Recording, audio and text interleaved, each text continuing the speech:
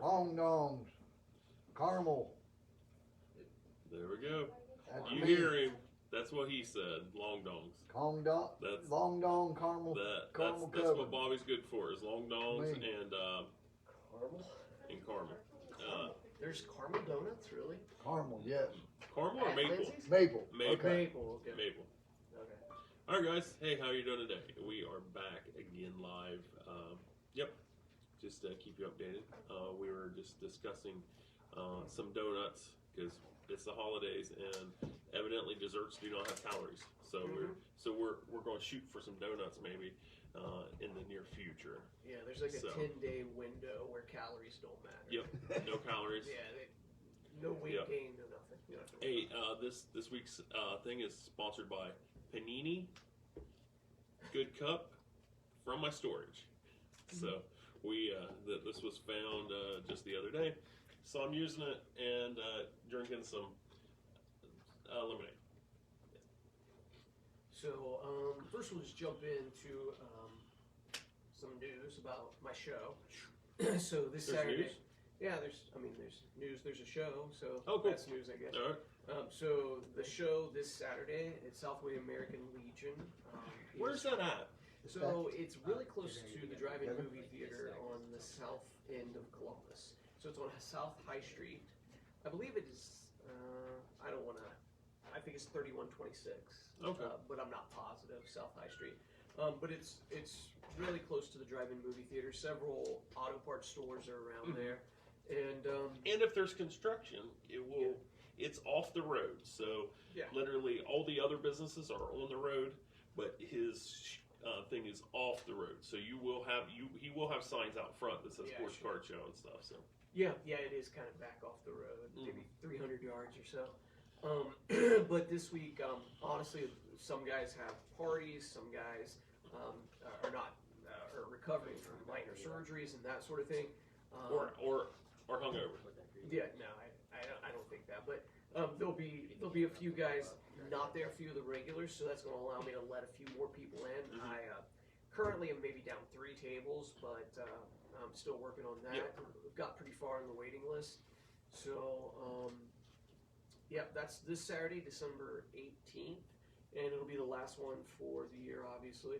So, and then it's really simple next year, 3rd Saturday. If you don't pick up a flyer somewhere, 3rd Saturday of every month. And of course, you can check out GameTimeSportsCollect.com and check out the event schedule. Yep. And I'm currently in the process of updating that because I'm waiting to hear back from a couple other people about their show dates. But we're going to get that updated. So. Okay. Pete Baker's joined us, and he said, those Funkos are sweet. Now, I'm trying to figure out what's sweet about them, because the ones are literally gingerbread. So, okay. So They're gingerbread. Oh, they are sweet. Okay. Yeah. But the other day, I come in here, and I look up, and it looked like Funko had thrown up all over our shop. Yeah. And now they multiplied. Yeah. So now there's a very big assortment, in my opinion, because I have never really done Funkos, but a very big assortment of Funkos in our shop. Yes, there is. So we've kind of been talking about it. I made references on social media that we were going to get into Funkos kind of direct.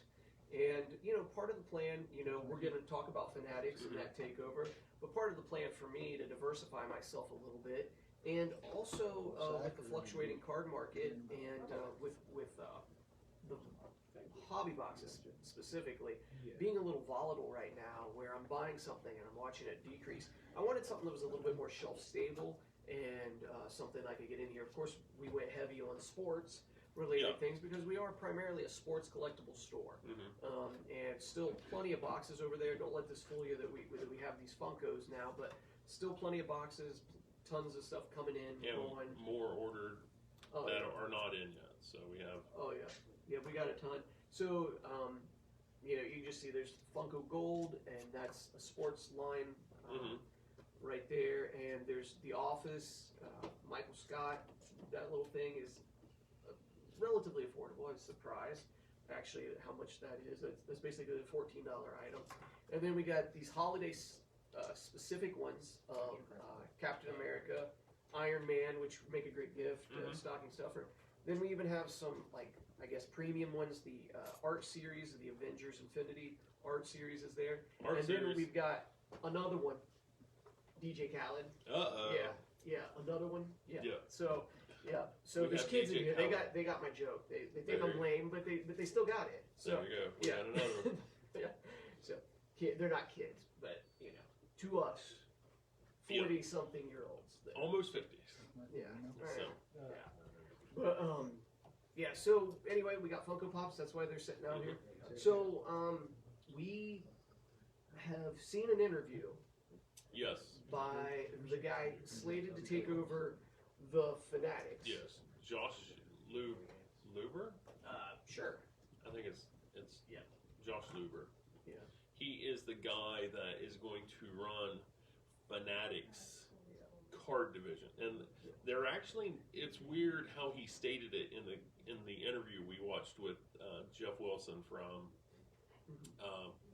Sports Card Investor, because he said that they are a company, but they are not Fanatics. So it's a self-governed company. It just happens to be owned by Fanatics. Yes. So it's trying to make it into its own entity. Okay, thank you guys for coming in. Yep. Have a great day. You too.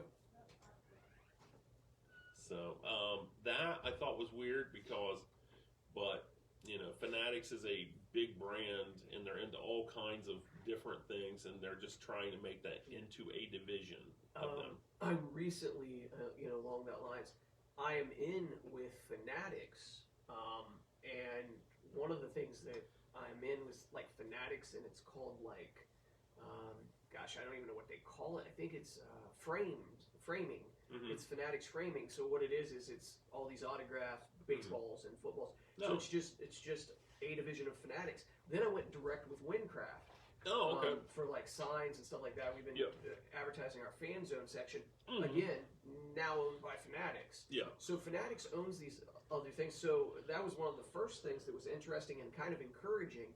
Is it's separate division, and he even said he doubted if it'd ever go public. That it was its separate kind of entity. To back up a little bit about him before we really start talking, and we can get into this. About 3 or 4 weeks ago, we had read a very detailed report. Rob read it. Yeah, you read. I read the first 3 pages. You read a couple pages. There's about probably 16, 17 pages with graphs, and I needed like another few years of college to probably fully grasp it. Yeah. So that's what. But I kind of said that if this guy, he was the guy pegged to do it. I was like, this guy gets it. He understands cards. He understands the hobby. He understands where the hobbies went wrong, where the hobby went right, what we need to do to get kids back in the hobby. He's got ideas about that. So I was like, I really hope this is the guy that ends up with that kind of role or whatever. And it made me a little bit more hopeful, because before that, I mean, the deal with Fanatics, I was almost 100% convinced that they would just get rid of shops. We've heard a lot of different stuff, and Fanatics has released a lot of stuff. Yes. Unfortunately, what Fanatics had released and what he said in his interview are 2 different things. Yes. I would agree. Basically, Fanatics said, hey, we don't need card shops. We'll deal directly to consumer and all this. And he basically said, we need more card shops, and we need these, So it's like, wait, who's really controlling this? Is he going to control it? If he actually controls it, then that's different than, a completely different outlook. Like it's not like it's like they're, kind of in the same direction. It's completely 180 degrees, 2 different directions they're looking at. Yeah. So I don't know which one will be true. So, but go ahead. All right, so I just took notes as I watched the video, and I did not. In one of the first, probably 20 seconds of the interview, he said, "We are about an evolution of this hobby and not a revolution of this hobby, and we are going to do our best to balance the old and then bring in some new." So again, completely different philosophy than what we were thinking as far as the distribution and everything. a completely different philosophy. I like that idea. Yeah. A new perspective on the hobby, and we can get into details. Some of the things that he doesn't like that the other companies do, and some of those things that he would like to see change. Now the thing that I have a problem, the thing that I'm having the biggest problem with is he was trying to. I mean, I think he was trying to sugarcoat it, basically saying that, hey, you know, things are going good. We only want to become better. You know, but as we know, over the last 2 years, 18 months, it went insane. Yeah, it did. For the last 6 months, it's been declining, and people are tired of paying $500 for boxes. Yeah. That, you know, and I didn't hear him say, hey, you know, he did say that, you know, they do want to find better options and stuff like that. Mm-hmm. But how do you do that? You know, how do you put it on your website and only have, you know, if you go direct to consumer, how do you stop bots from buying out everything so your common guy that just wants one box at a fair price can get it? Mm-hmm. Or how do you get that kid to be able to buy that box at Walmart? You know, Walmart's and Myers and Targets are full of product right now, but nothing you want to buy. Yeah. I mean, if you just want to fix and you want to open a box of Tops, update, blasters, it's there. Mm-hmm. But if you want to go in and find Optic basketball, you're not going to find it because whoever's getting there first is buying it. Or if you go to Myers, you know, if you wait in line, eventually you might come up with something, but you're not. I do not know how you fix that. I don't think it's fixable because there's people that are the new breed of person in the market is not trying to go out and being happy making 20% when they were buying a box and making 400%. And there's still blasters you can buy for 20, and the Walmarts and Targets and Myers, they've upped their price too. So Prism this year Prism football was probably going to be $30 a box, but it's probably going to be $100 retail. That's my guess. You know, I don't see how you keep people interested if you can't buy product, and you still got kids. Now these kids are only going to get what their parents bought them because their parents found them a box, and they're still not going to get any good product. So, yeah. Anyways. Yeah. So, yeah, I agree with you. Just hitting his points again. Evolution, not a revolution. He was really adamant that there'd still be low and high-end cards, and specifically there would be cards that were aimed to be available for kids, price pointed for kids, and also he's all for a clear identification of what is really high-end and what is really low-end. And he used Select from a couple years ago as kind of the idea on this, where it went to retail. It was a premium high end, and then they just mass produced it for today's standard. Not like 90s, but mass produced it, and it was just available everywhere. And it left people kind of holding the bag a little bit, and a decrease in that product. So he just wants it to be, he said, there's no way we can probably release exact production numbers on things, but some stuff maybe we can. And we can definitely keep high-end and low-end low-end. And there's so many right now, Panini's added so many parallel sets to everything. I think he said that, like, Anthony Edwards this year has 27 101s in a product, and Zion from the year before had 19 101s. A 101 is supposed to be a 101, not a one. Basically, you're demolishing your 101 status to have more cards to chase after, but less value. Yeah. So, and if you're paying as much as you're paying for these boxes, you get a 101, you should get great value from it. Not be like, oh well, I looked online. There's 6 other 101s of the same card, and now you're having to compete with someone else to try to sell it, which is not good, in my opinion. Yeah, and I mean, he even kind of talked about everybody wants to hit a home run when they open a box or a product, but he would rather see there be just value. And when you really do hit a 101, it's a great card.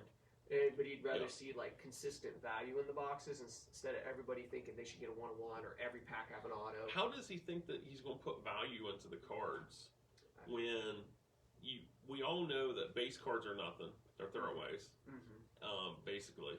And then, your higher products, the higher your products are, they're bigger. And now your bigger products, it's like, oh, hey, you get one rookie autograph per box.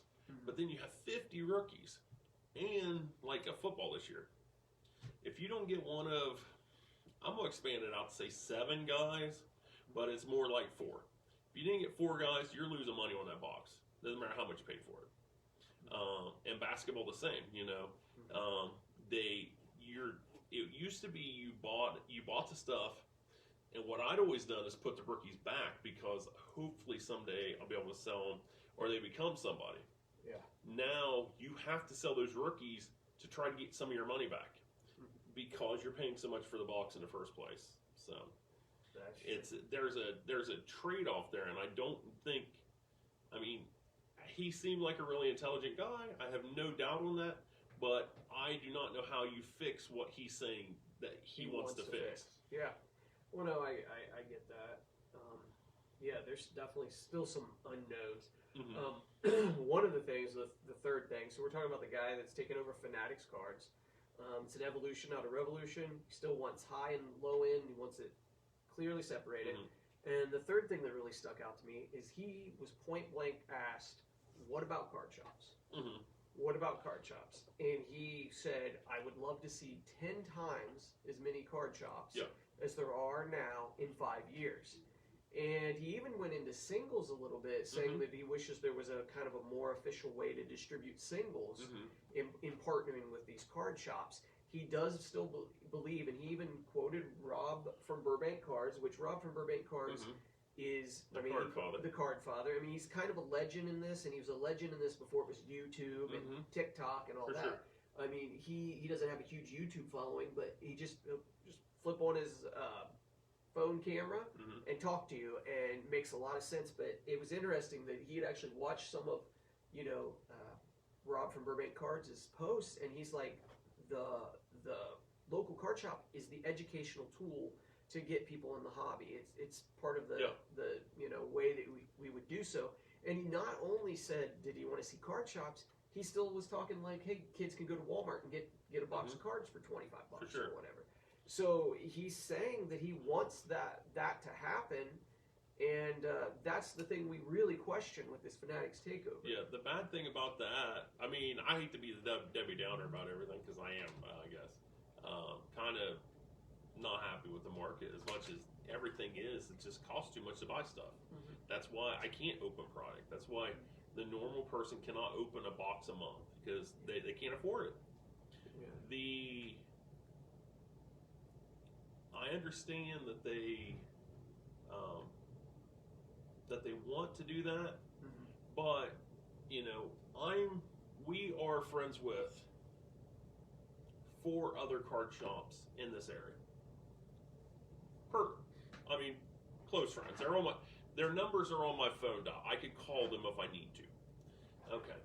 I won't go into their names, but anyways, one of those shops has been there since the 80s and gets a really good allocation, and they make really good money at it.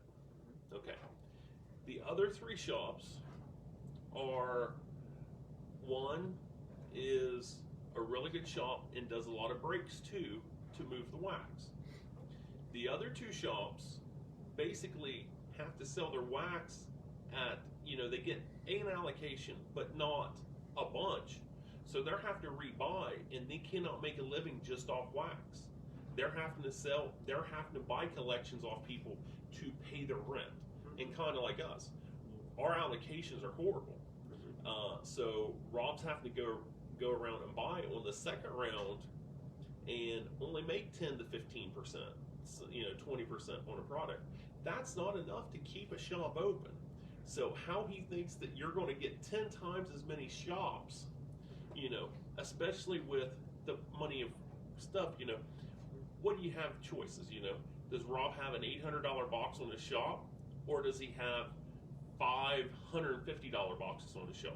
A $150 box is going to sell a lot quicker before an $800 box does. The only people buying $500 and $800 boxes are breaking that box and passing, for the most part. You're losing customers.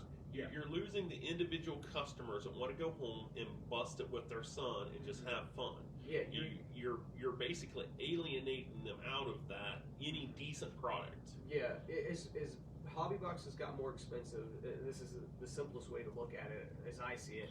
As hobby boxes got more expensive, I basically became a middleman to breakers. And I wasn't direct to customer anymore. If it's a $500 or plus box, I'm a middleman to a breaker who's then passing that on to the individual customer who's willing to take a chance at their favorite player. So he wants to see that reversed. I think it would be great for the hobby if that was reversed on most products. If products became affordable again, and you know, $150 box is not a big deal for someone to break, and we do sell for lot more $150 No, you're going to have a lot of people that are going to still say $150 is a lot of money. Yeah. It's just the course of the hobby. You know, I thought that $70 was a lot of money when 10 years ago. Now $150 before COVID. That would get you a few boxes. You know, there's a lot of boxes, or like one of our customers would come in and buy 4 boxes. It'd be 3 boxes, be $400 every month. See how they did and all that, and it's forced them out of the market. You know, they won't even come in because they know that all they're going to do is be disappointed because Rob's possibly going to have the product he wants, but he knows if he spends $300 on that box and doesn't hit something, if he hits something really good, he's got to sell it to get his money back. You know, or if he hits something really bad, he's lost $300. You know, there's not really that middle ground. Well, it's like, hey, you know, I opened a box, the rookie was okay, I can sell it, get half my money back. You know, there's no middle ground. When you're going from boxes $300, $400, and $500, there's no middle ground. You either, when you hit regular base rookies of the players and they can't pay for the box, you know, at least you're high end. You know, so, but Fanatics is coming in off this huge wave of the last 2 years and saying, oh, we're going to fix all this. But in my opinion, all they see is the money. They see that, you know, hey, these people are willing to pay $1,000 for optic basketball. Have we had one customer come in here legitimately wanting optic basketball for $1,000? Not that I know of. I can't think of the last time I sold a box over probably 600 that was not to a breaker. Yeah. I mean, to be honest. Yeah. There wasn't to somebody going to break that. Now, we can't say that other shops don't have those. We know, in fact, you know, I guess Triple Play. Yeah. You know, I would say it's Triple Play, Card Collector 2, Father and Son Sports Cards, and Newhart in Columbus. They do have some better clientele that spend a lot more money on boxes, but still, those guys aren't coming in saying, "Hey, give me 6 boxes of that at $500 a box." Yeah, no, they're not. They're thinking, "Oh man, maybe, maybe I'll try one this week, or maybe if I get a bonus, you know, I can try another one some other time." Yeah, and again, we harp on this over and over again, but this allocation stuff is going to come to an end, or at least in the way that we know it. For them to do this, there's higher end products, there's lower end products. They're going to go back to the older Topps model, in my opinion. They're going to go back to the older Topps model, and every one of us, if they're going to really work with the card shops like they're saying, or go through individuals like us, if they're going to do that, they're going to say, "Hey Rob, how many cases of regular Topps do you want?" And I'm going to be like, "Okay, I want 3 cases of regular Topps." And they're going to be like, "That gives you 1 Topps Chrome case." Yes.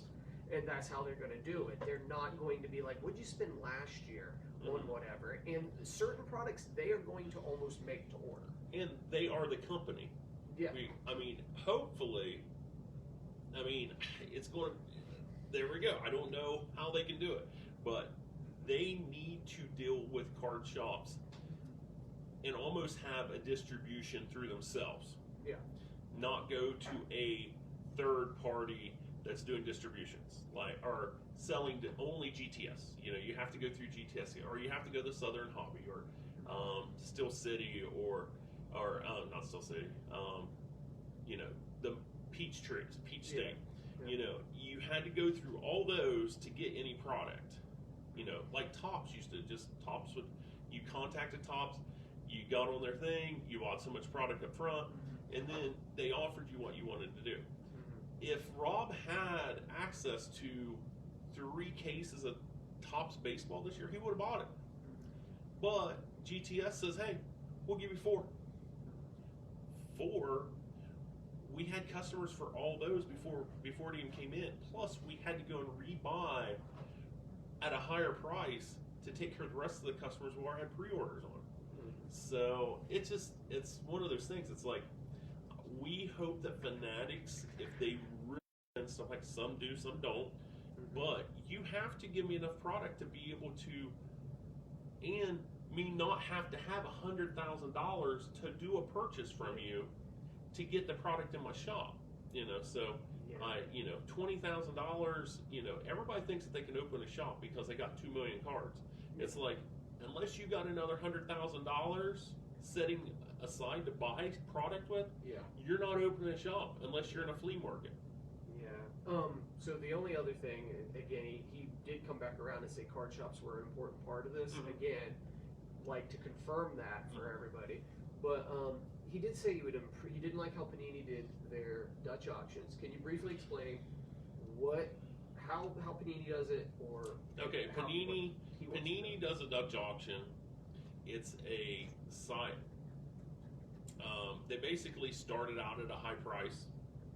You know, like say a product. What was it? Absolute Football. Was that? No, Absolute wasn't. It came out at a regular price. Okay. It was one of the basketball products. Came out $900. Okay. Anybody want to buy it $900? We're going to leave it up there for 30 minutes, and then they marked it down to $825. And then, okay, do you want to buy it? Do you want to buy it? And if they didn't, marked down to $750. Well, all along those tiers, people are like, man, this product's not going to go down more than $600. So they go ahead and buy 6 boxes. Well, if they didn't sell out the allotment they wanted, then they were like, okay, well, we're going to go down to $525. Well, then that guy tries to buy another 6 boxes, and a lot of times they limit you to no more than a case. So he bought 12 boxes, and he bought 6 at $525 and 6 at $600. Well, then that product may drop down again if they haven't sold as much as they want and get down to $450. Well, the only person that wins in that type of auction is the person that's the last one standing, but they never know if they're going to be sold out or not. So the guy that buys it at $450 can make a lot more money over the guy that paid $525 and $600 for him. So that's something that Scott Luber, who was with SportX and came over, that's something that they did not do. They went ahead and took in everybody's consideration, what they wanted to pay, and then they set a price, and everybody paid the same price. It was not a blind auction. No, it was a blind auction.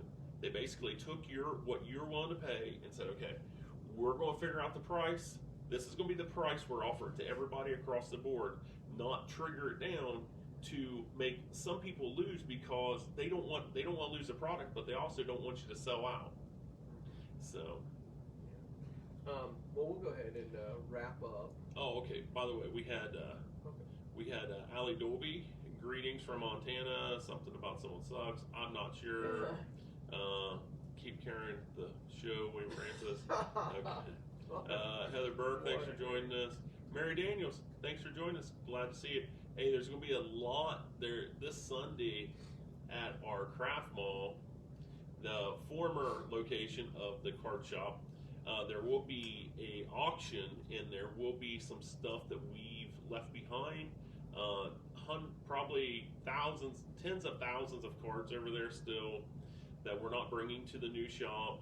Some die cast, a little bit of everything. So if you're in the area and you want to check it out, you want to contact us about it, we will probably advertise it on our Facebook page that there is an auction over there.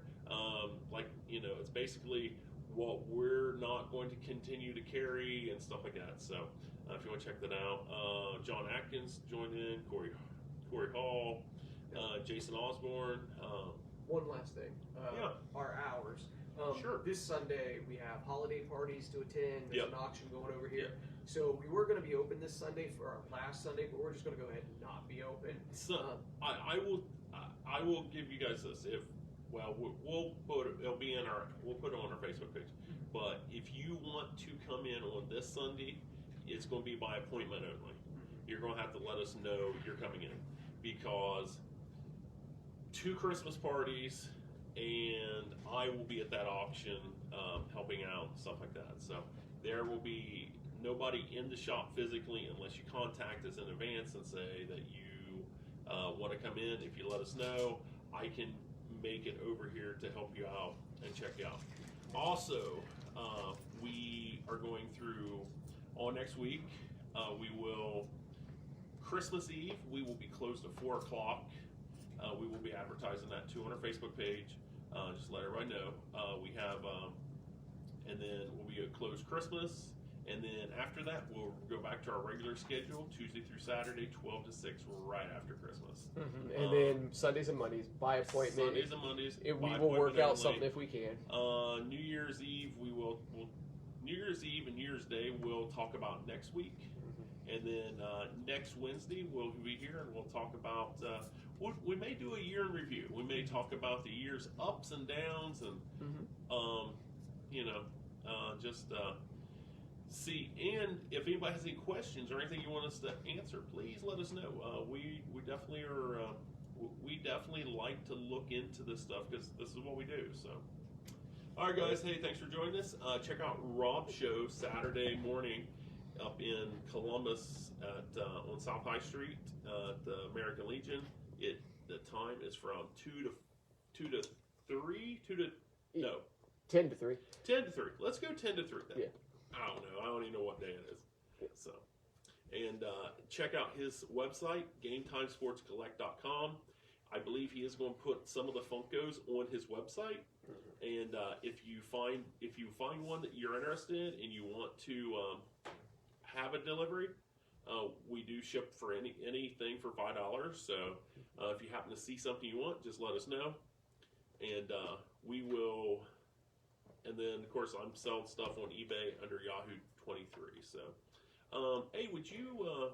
I'm gonna sign off, but I'm gonna have Rob take you over and look at our new Funko assortment. Just in case you guys need something, you guys are looking for a last minute Christmas stuff, that we do have our new fan zone that we've recently added to, and we have Funkos. We have Funkos. We have a lot of We have sports big related. ones, we have small ones. Yeah.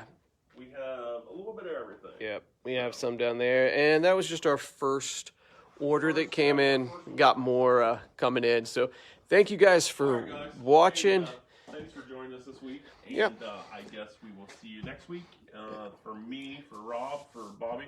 Yep. Take care. Have a good day, guys.